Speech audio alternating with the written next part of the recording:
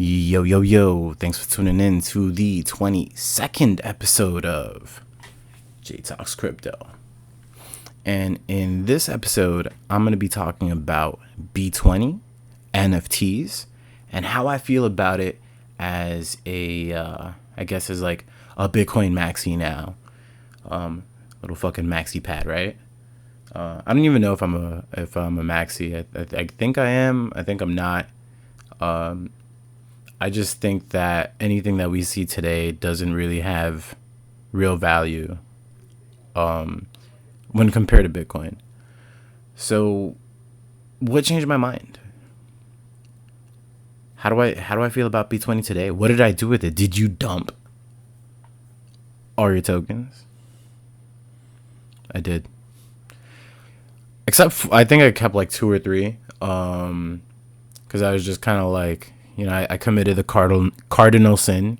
I fell in love with the shitcoin.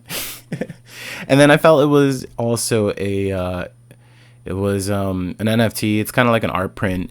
That's kind of like how I viewed it when I got it. But I did want to keep it because kind of like as a reminder to not get caught up in the hype with shit.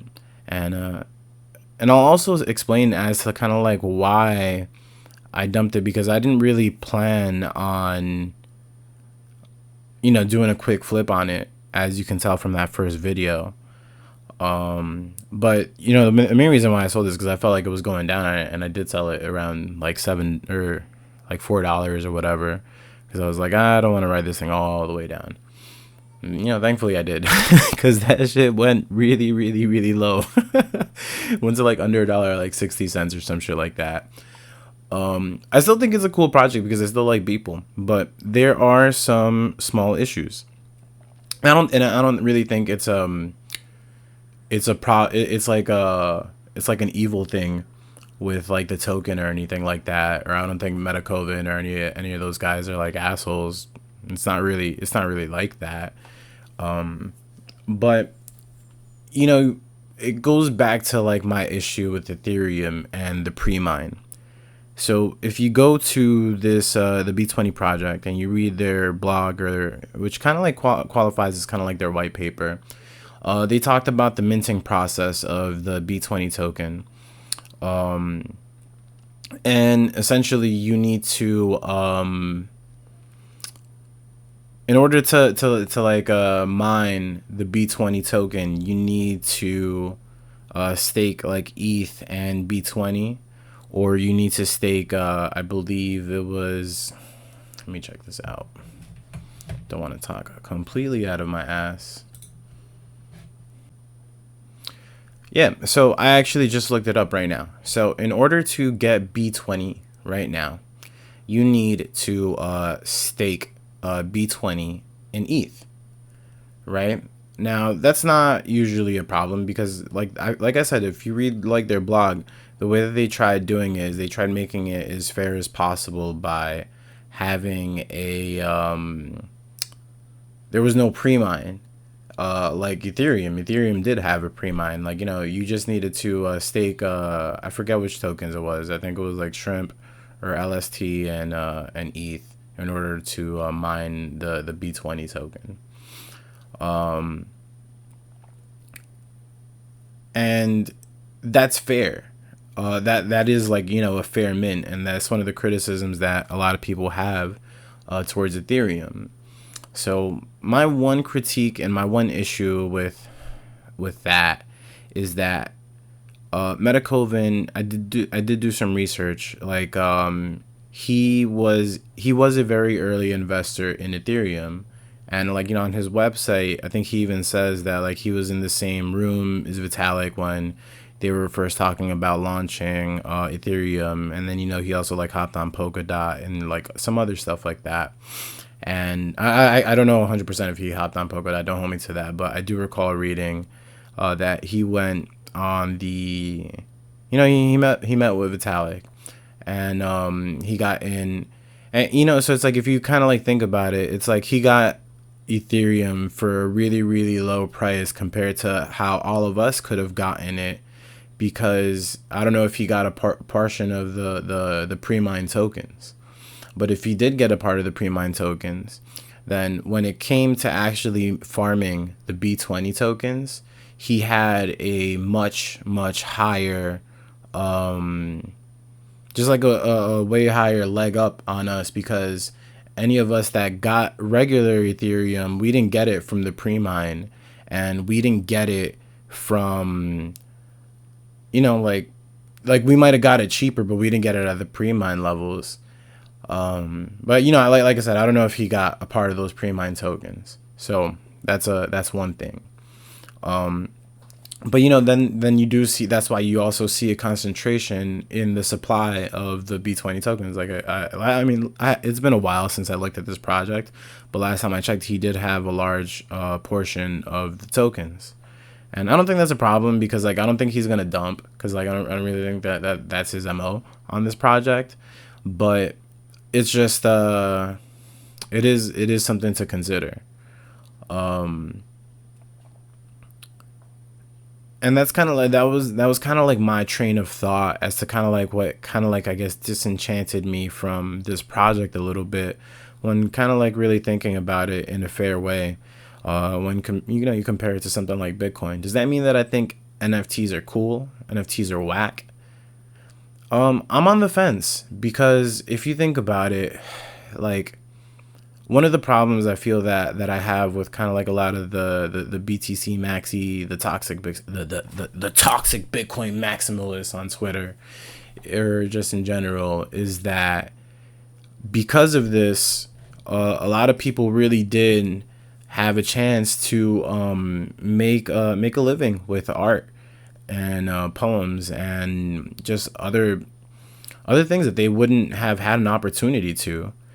And if you hate on that, you just look like a hater, and it makes you come off kind of like bitter and salty. And we often accuse people of having Bitcoin derangement syndrome, and I'm guessing for a lot of the the Ethereum people, they probably look at us, the Ethereans, they probably look at us and they think that we see the Axie Maxis or a lot of these NFT artists, and they think that we're salty and that we're jealous. And it's not really that. It's more, it's just and that's why I hesitate to be critical on it, because like I don't want to come off like a hater. It's just like, I think it's fucking dope that you were able to make a fucking, like, sell some art prints and sell some fucking, like, I don't know, sell something like that's like culturally like relevant to some people. And you wouldn't have gotten that exposure if it wasn't for Ethereum, and making it so easy and so accessible. And it's not something that's I believe is easily done on Bitcoin, because I don't know too much about it, even if it is possible. I do know that NFTs were originally created on Bitcoin, but I wouldn't say that there's a platform that's probably as easy to use as OpenSea on Bitcoin in order to take advantage of this kind of like thing.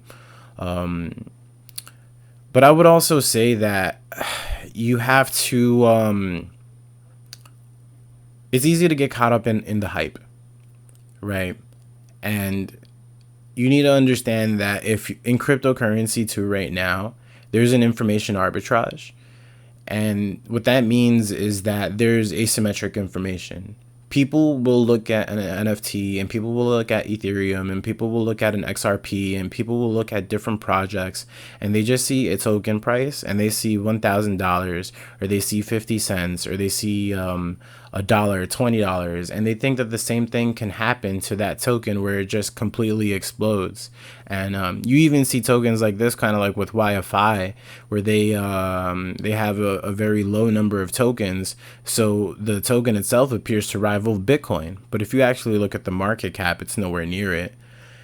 But that's just kind of like the information arbitrage that's going on over here. There is asymmetric information, and that's kind of like also what people are doing with NFTs. They like see these things and they're going to say like, oh wow, like this thing, it could be worth a lot more in the future because it is a token in the same way that Bitcoin was a token or something. You know, it's crypto. It's crazy. I don't really understand it. So do I think NFTs are valueless? Absolutely not. I think that those Beeple NFTs that sold are probably going to be, I mean, it sold for so much that it's just like, how can they not be relevant? But does that mean that they will live on Ethereum forever? No, because if you think about it, the issuer of the NFT, that's kind of like what you're getting when you buy an NFT from a person. It's just kind of like a signature saying like, hey, like you are the owner of this print. And that's kind of like the benefit of having an NFT over having something that's an actual print. Because if something happens to the actual print, like let's say you get the super limited edition poster and it gets wet, you know, it's just like you can get another print, but it won't feel the same. But at least with the NFT, because it's a digital signature that's cryptographically tied to one person, then that means that they can reissue it if something happens to the underlying blockchain in case if it does go bunk. Or, you know, it's like right now everything's happening on Ethereum, but I feel that maybe in the future what's going to happen is that the more relevant NFTs will be kind of like ported over in a sense onto Bitcoin because it's just a more secure base chain. Do you need all that security to secure a JPEG or an NFT or something like that? I don't really know. But if I was issuing something, I would want it to be irreversible. Completely irreversible. Be like, yo, that shit is there forever and I know it's going to be there forever. And that's kind of like what's cool about, like, if you think about Bitcoin and the Genesis block and kind of like messages that people can sign on the blockchain, like those things, like I truly believe are those messages are going to be there like 100 years from now. And I don't know if Ethereum is going to be 100. I don't know if Ethereum is going to be here 100 years from now. And you know, maybe with like sharding or something, some shit they'll do it where like those messages are like there somehow, but it's not going to be the same as Bitcoin because with Bitcoin it's like you can run a full ass node, 400 gigabytes, and it's there. It's there somehow. Block height, whatever, 690. Whatever, 6'9", blah blah blah blah blah blah. I don't even know what that shit is right now. But yeah, I just wanted to make a quick video on it. This is a JTalks crypto channel, and I'm not afraid to talk about other cryptocurrencies. I do call this the stat stacking channel because I think that that's kind of that's the message that I want to give out. If you go back to my original video, I was very clear with like it's very hard to bet against Bitcoin. And you know, I did get dabble in some NFTs too, and you know, it's kind of like they are kind of like shitty liquid JPEGs. And I'm glad I didn't show them to y'all because you know, dudes got wrecked trading that, but I didn't get too wrecked trading my Bitcoin, so I'm pretty hyped about that. Anyway, this video is getting kind of long. Thanks for listening to the rant. These are just my pleb thoughts, and yeah, this is JTalks Crypto, and I'm signing off.